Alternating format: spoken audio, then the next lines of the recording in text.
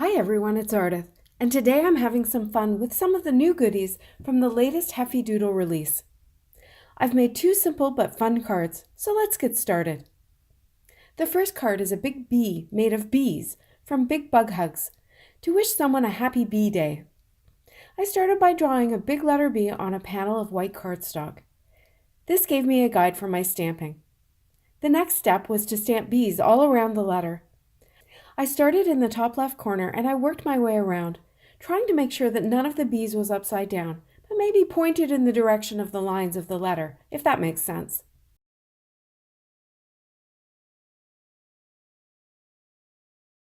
Next, I cut 3 masks of the bees so that I could fill in the big letter B with some greenery.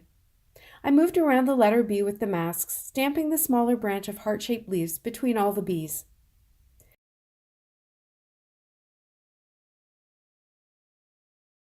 When I was completely finished with the stamping, I removed the masks for the last time and then erased the pencil lines. These could get trapped under the Copic ink and remain visible.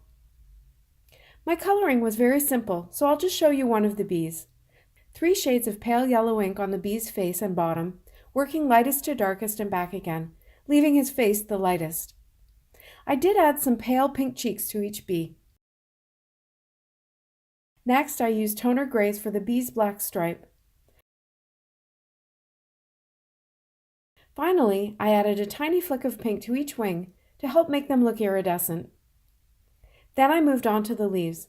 I used 2 shades of either green or aqua on each leaf, alternating the colors to get a good mix around the card.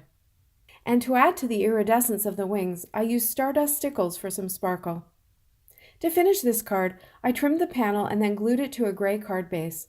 I used embossing ink and white embossing powder, along with one of the punny sentiments in the set, to create a sentiment strip that I popped up on the card. My next card uses a stencil as a focal image, rather than as a background element. I started with a curved mask to create a kind of landscape. Then I laid down the Circles of Life stencil over top so that I would get a partial impression of it. I wanted to create an Easter sunrise.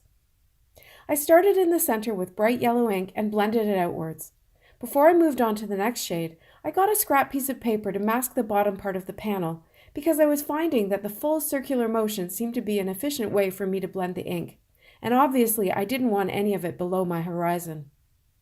I continued my blending, going back and forth with the 3 colors until I got all 3 of them to about the same intensity, and I was happy with it. I removed the stencil but left the mask in place while I put the top half of the mask over top to ensure correct placement. Then I got out some fresh green ink and put another mask down to protect the sunrise before blending softly downward to create my landscape.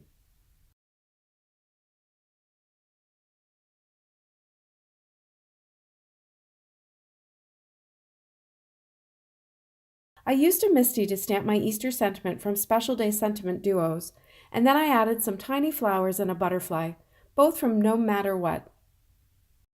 And then I had a great but very late idea to use some glimmer paste on the sunrise for extra sparkle. Ideally, I would have done this when I blended the sunrise, but hey, better late than never, right? I carefully put the horizon mask and the stencil back in place before getting the paste and a palette knife out. Oh, did I tell you that this was my first time ever with this stuff?